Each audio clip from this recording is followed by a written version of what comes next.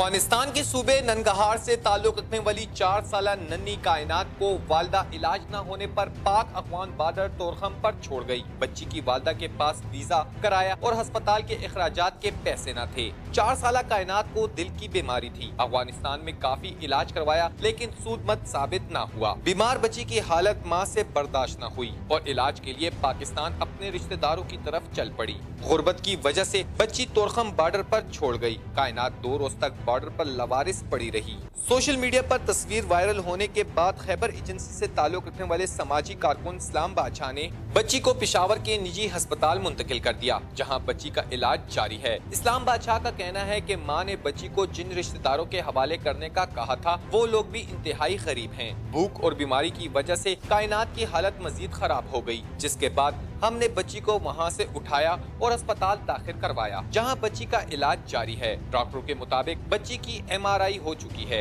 X ray भी हो चुके हैं। बच्ची को दिल का मर्ज है, लेकिन इलाज न होने की वजह से अब इससे झटके भी आने लगे हैं। डॉक्टरों के मुताबिक 8 से 10 रोज में कायनात की हालत मजीद बेहतर हो जाएगी।